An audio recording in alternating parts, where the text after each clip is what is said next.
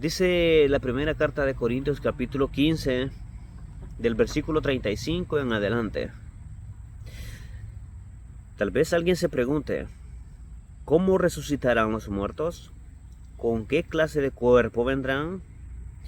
¡Qué tontería! Lo que tú siembras no cobra vida a menos que muera. No plantas el cuerpo que luego ha de nacer, sino que siembras una simple semilla de trigo o de otro grano, pero Dios le da el cuerpo que quiso darle, y a cada clase de semilla le da un cuerpo propio. No todos los cuerpos son iguales. Hay cuerpos humanos, también los hay de animales terrestres, de aves y de peces. Asimismo hay cuerpos celestes y cuerpos terrestres, pero el esplendor de los cuerpos celestes es uno.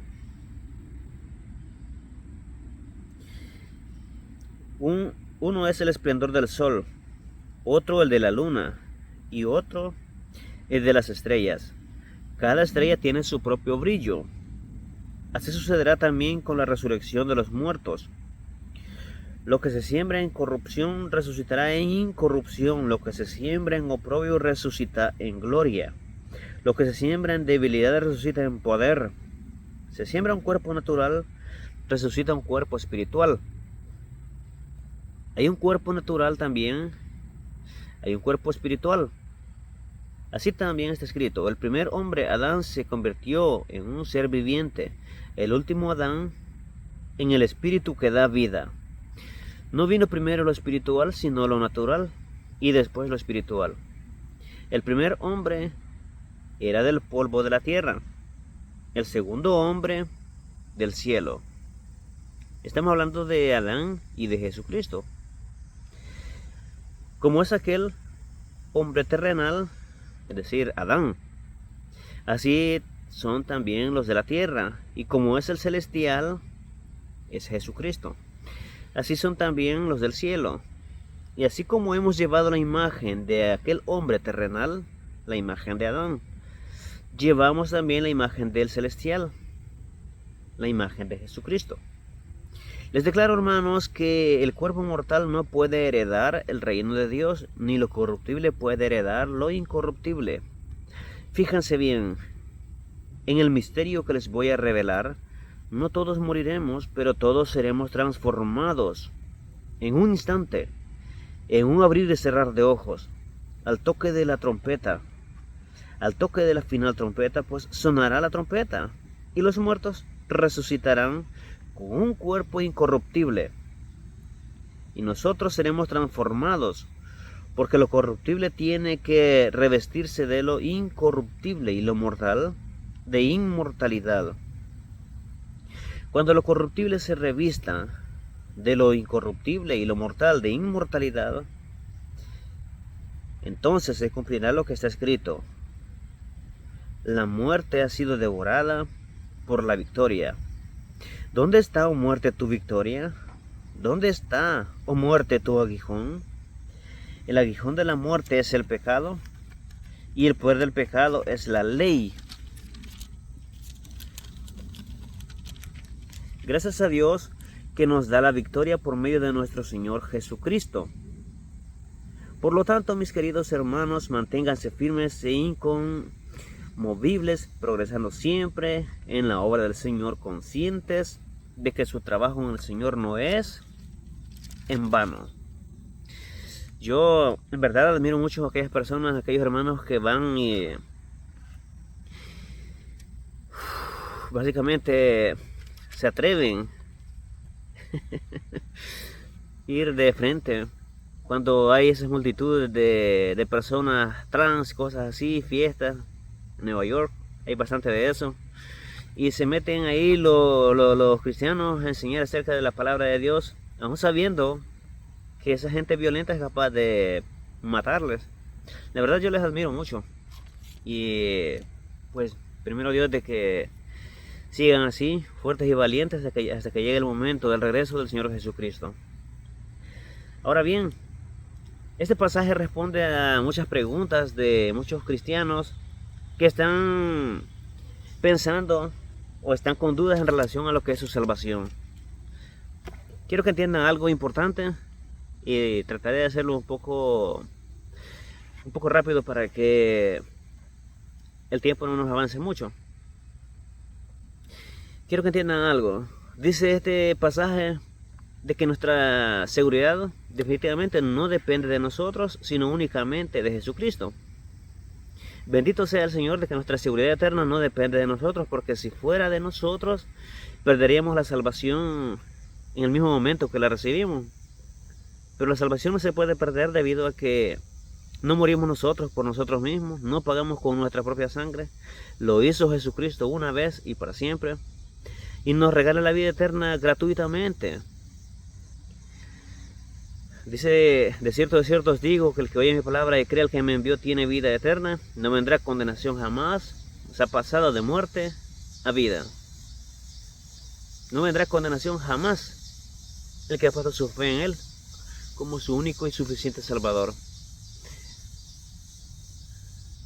Si ustedes dicen ser creyentes cristianos, deben creer lo que Él dice, que su vida es eterna, que Él les regaló vida eterna una vez y para siempre, y dejar de confiar en sus propias obras para poder obtener la salvación, porque la salvación, en el momento que pusieron su fe en Él, la recibieron. Entendamos esto. Y Él dice que ningún pecador puede entrar al reino de los cielos. Nuestro cuerpo pecaminoso no puede entrar a su reino. ¿No es increíble? Si yo tuviera dudas de mi salvación, la verdad estaría frustrado pensando en eso. Pero bendito Dios de que mi salvación no depende de mí, sino de Él. Escuchen lo que dice acá, el versículo 50. Les declaro, hermanos, que el cuerpo mortal no puede heredar el reino de Dios, ni lo corruptible puede heredar lo incorruptible. Fíjense bien en el misterio que les voy a revelar. Esta es la respuesta para todos aquellos creyentes que tienen dudas de su salvación. No todos moriremos. Está hablando de lo que es el rapto de la iglesia, pero todos seremos transformados. Escuchen esto, todos seremos transformados. Significa que este cuerpo que tenemos no es el que realmente entrará al cielo, o no es el que realmente estará para recibir al Señor Jesucristo a su regreso. Dice, pero todos seremos transformados en un instante, en un abrir y cerrar de ojos, al toque de la final trompeta. Pues sonará la trompeta, y los muertos resucitarán con un cuerpo incorruptible. ¿Cómo será el cuerpo? El cuerpo será incorruptible, y nosotros seremos transformados.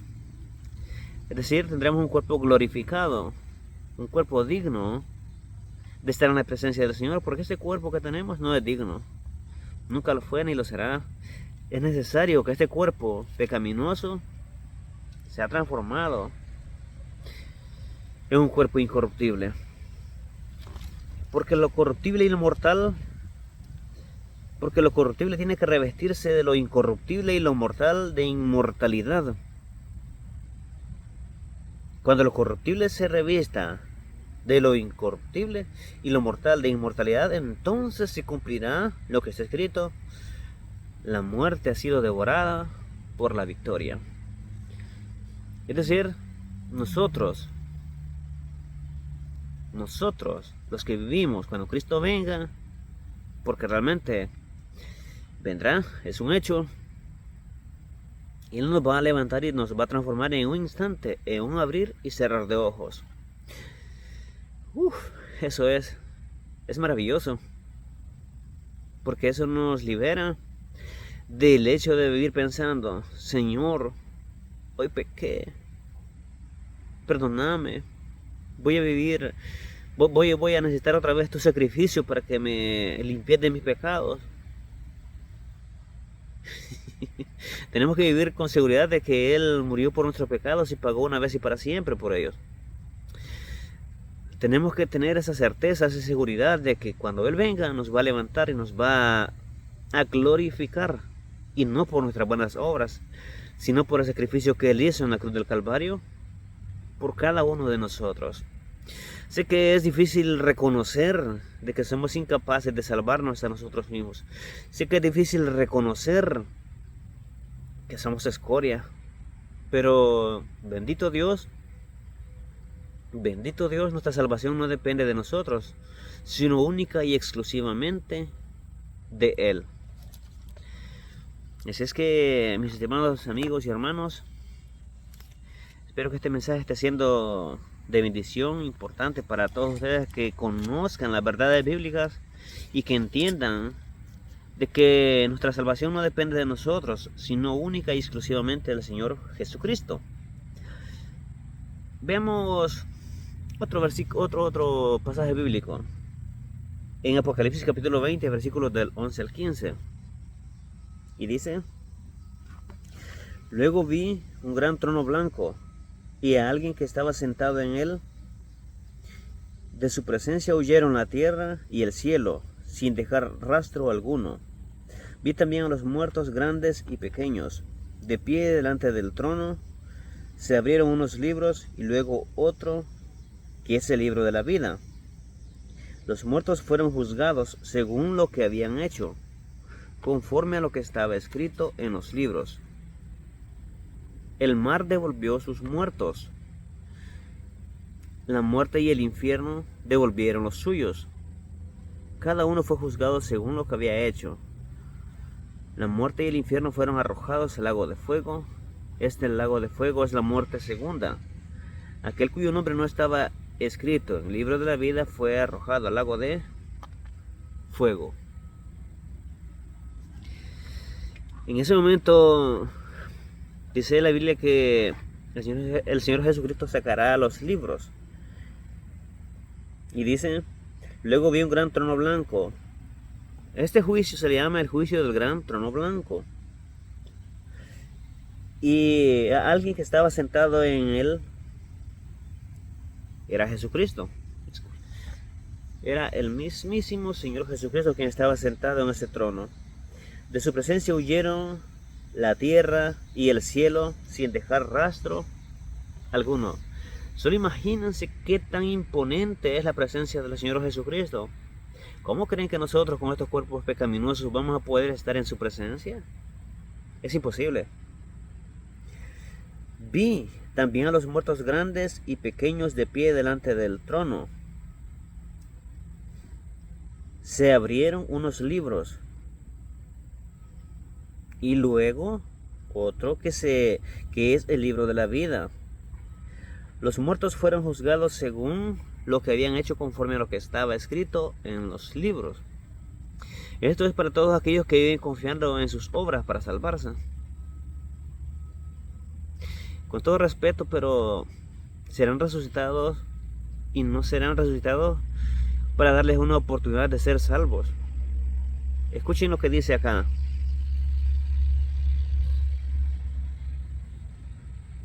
El mar devolvió sus muertos. La muerte y el infierno devolvieron los suyos. Y cada uno fue juzgado según lo que había hecho. La muerte y el infierno fueron arrojados al lago de fuego. Yo no puedo ir delante del Señor y decirle: Señor, yo hice tantas buenas obras para salvarme. Porque somos humanos, pecaminosos, somos malvados por naturaleza. Escuchen, este juicio es horrible, pero es el destino que les espera a todos aquellos que viven confiando en sus buenas obras. Así que si usted asiste a una iglesia, es tiempo de que cambie de pensamiento y decida dejar de confiar en usted mismo y confíe mejor en lo que el Señor Jesucristo hizo.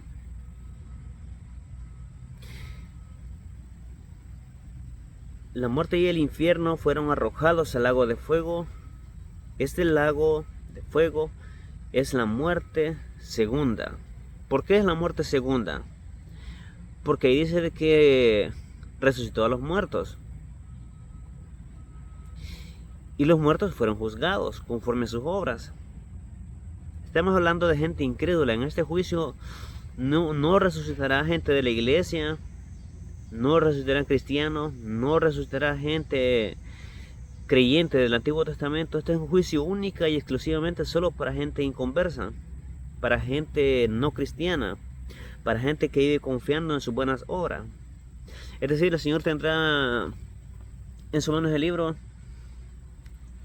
y le dirá, mira, vos hiciste esto, aquello y lo otro para salvarte, pero no hiciste lo suficiente para alcanzar la salvación. Entonces, en ese momento, dice acá el versículo, que tanto la muerte como el infierno fueron lanzados al lago de fuego. Aquel cuyo nombre no está escrito en el libro de la vida fue arrojado también al lago de fuego. Es de pensarlo, mis estimados amigos y hermanos, es de analizar nuestra forma de vivir y de reconocer qué tan pecadores somos, de reconocer de una vez de que somos incapaces de obtener la salvación por nuestra propia cuenta, de reconocer que nuestras buenas obras no nos harán mejor persona, solamente nos condenarán al infierno si vivimos creyendo en ellas. Ahora bien, todo creyente está obligado a hacer buenas obras, porque es algo que tiene que ser así, y el Espíritu Santo lo dice. El Espíritu Santo es quien nos guía en ese momento para hacer las obras apropiadas, no para salvarnos, para nada, sino como un agradecimiento al Señor por lo bueno que Él ya hizo por nosotros. O sea, es decir, regalarnos la vida eterna, pues ya eso es el mayor hecho que jamás, de los jamases, Él podía haber hecho. O sea, Él no necesitaba regalarnos la vida eterna, pero sin embargo lo hizo. A Él nada le costaba simplemente renunciar a nosotros y condenarnos. Sin embargo, decidió hacerse hombre, tomar un cuerpo humano, venir a la tierra, ser humillado por el pueblo, crucificado por nosotros, llevar esa corona de espinas en su cabeza. Todo ese sufrimiento única y exclusivamente para que usted y yo podamos ser salvos. Así es que los invito a que dejen de confiar en sus buenas obras y confíen en Él, en esa obra redentora que hizo en la cruz del Calvario. Ustedes no necesitan hacer nada más para salvarse, únicamente confiar en Él. Recuerden que este juicio del capítulo 20 de Apocalipsis es solo para gente inconversa, gente que no cree en Él. Y el lago de fuego no es un juego. No es un juego. Es un juicio horrible realmente, y no es un juicio que va a durar 1, 2 o 3 días, sino que es un juicio para toda la eternidad y no hay revocación de ello.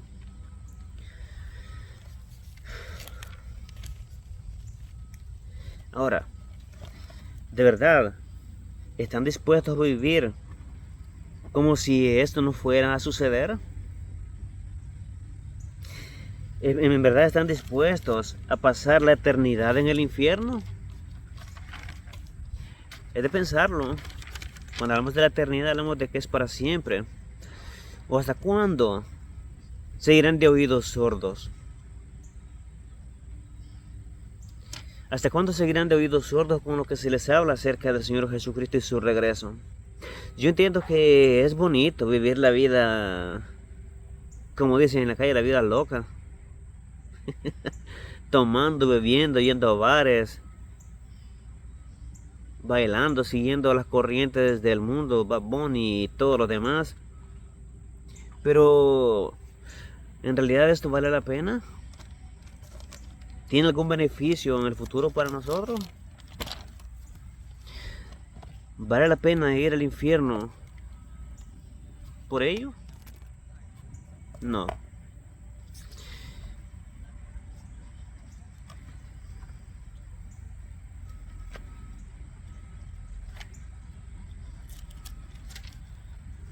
Veamos otro versículo de la Biblia que es Juan 1, del 12 al 13. Dice de la siguiente manera: Mas a cuantos lo recibieron, a los que creen en su nombre, les dio el derecho de ser hijos de Dios. Estos no nacen de la sangre, ni por deseos naturales, ni por voluntad humana, sino que nacen de Dios. ¿Qué significa esto? Escuchen esto nuevamente. Mas a todos los que le recibieron, a los que creen en su nombre. ¿Para cuántos es? Es para todos. ¿Quiénes? Los que le recibieron, los que creen en su nombre. ¿Qué sucedió con ellos? Dice, les dio el derecho de ser hijos de Dios. Les dio el derecho de ser hijos de Dios. ¿No es maravilloso que tanta misericordia para con nosotros, que aún siendo unos pecadores miserables, Él nos ha dado el derecho de ser hijos de Dios solamente por creer en lo que Él hizo por nosotros? Es maravilloso. Estos no nacen de sangre, ni por deseos naturales, ni por voluntad humana, sino que nacen de Dios. Es decir, no importa nuestro esfuerzo humano, ni cuánto lo querramos, esto es voluntad de Él, única y exclusivamente de Él. Bendito sea el Señor por darnos esa oportunidad tan maravillosa. Veamos lo que dice el capítulo 5, versículo 24. Ciertamente les aseguro que el que oye mi palabra y cree al que me envió tiene vida eterna y no será juzgado, sino que ha pasado de muerte a vida. Ciertamente les aseguro. No está diciendo tal vez, quizá les dé vida eterna. Si se portan bien, podría compadecerme de ustedes y regalarles vida eterna. No dice eso, dice el versículo, ciertamente les aseguro que el que oye mi palabra y cree al que me envió tiene. ¿Cuándo la tiene? La palabra tiene es un verbo y está en tiempo presente continuo. Y dice, tiene vida eterna. No dice tiene vida temporal, dice tiene vida eterna. Y no será juzgado, sino que ha pasado de muerte a vida. No dice tal vez no sea juzgado, o tal vez pase de muerte a vida, dice, y no será juzgado, mas ha pasado de muerte a vida. En la versión Reina Valera dice, 1960 dice, y no vendrá condenación, mas ha pasado de muerte a vida. Sí, ¿para quiénes dice? Es para todos los que creen. Porque dice, ciertamente les aseguro que el que oye mi palabra y cree al que me envió tiene vida eterna.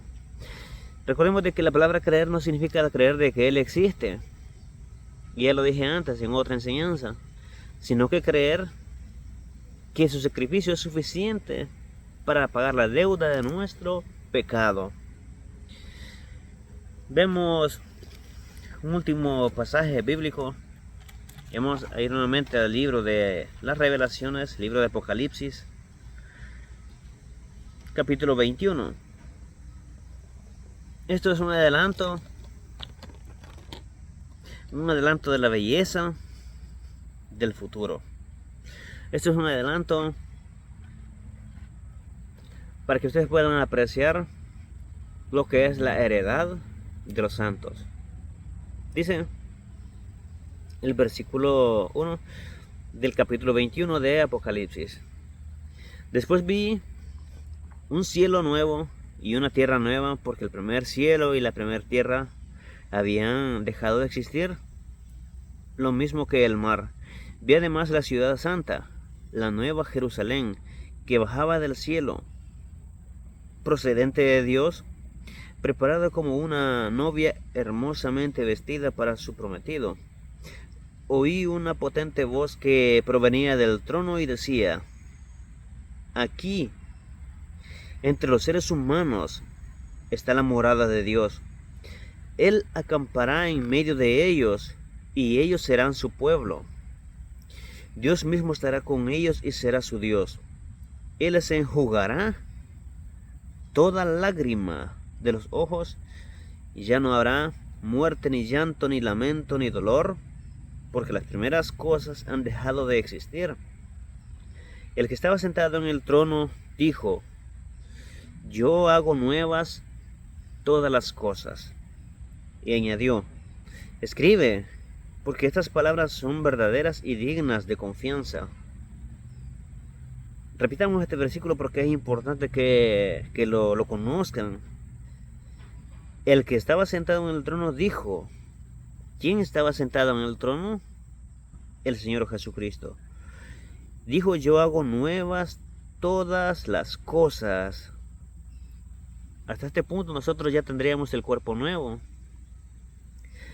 Y añadió, escribe porque estas palabras son verdaderas y dignas de confianza. Ahora, ¿por qué vamos a dudar nosotros los creyentes de esa promesa? No tenemos razón para dudarla. Si la dio el Señor Jesucristo, Él la cumplirá. También me dijo, ya todo está hecho. Yo soy el alfa y la omega, el principio y el fin. Al que tenga sed, le daré a beber gratuitamente de la fuente del agua de la vida, y el que salga vencedor heredará todo esto. Yo seré su Dios y él será mi hijo. Pero los cobardes e incrédulos, los abominables, los asesinos, los que cometen inmoralidades sexuales, los que practican artes mágicas, los idólatras y todos los mentirosos recibirán como herencia el lago de fuego y azufre. Esta es la muerte segunda. Esta es la muerte de la que estamos hablando en el versículo anterior, en el capítulo anterior. Ya leímos. Esta es la muerte segunda, la muerte de los incrédulos, la muerte de los que serán lanzados al lago de fuego.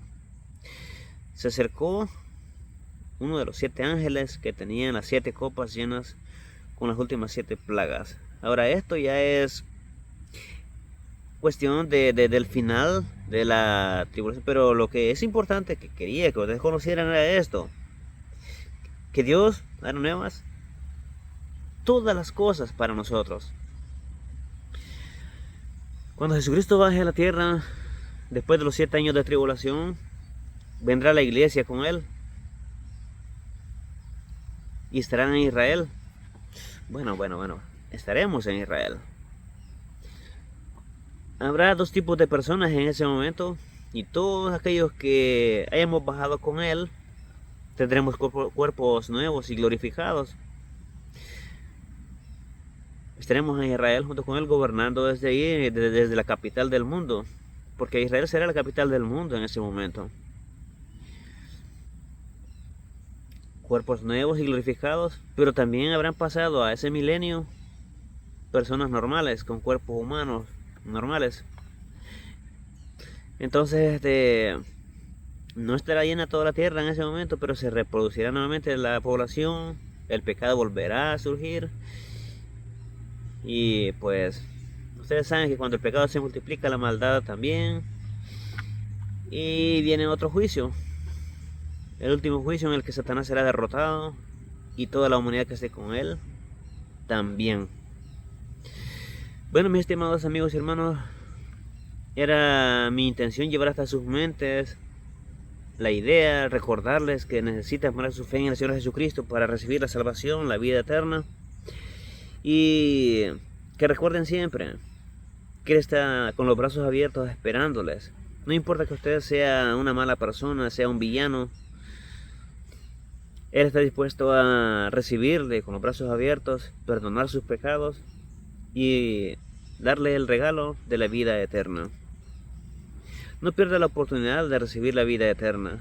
No pierda esta oportunidad, porque en el futuro será más difícil. Durante los 7 años de tribulación será mucho, pero mucho más difícil. Así es que hoy por hoy no pierda la oportunidad. Recuerda que mientras hay vida hay esperanza, y si usted muere esta tarde y se va sin el Señor, pues no habrá otra oportunidad. Usted tendrá lastimosamente que pasar toda su vida en el infierno. Dios los bendiga y hasta la próxima.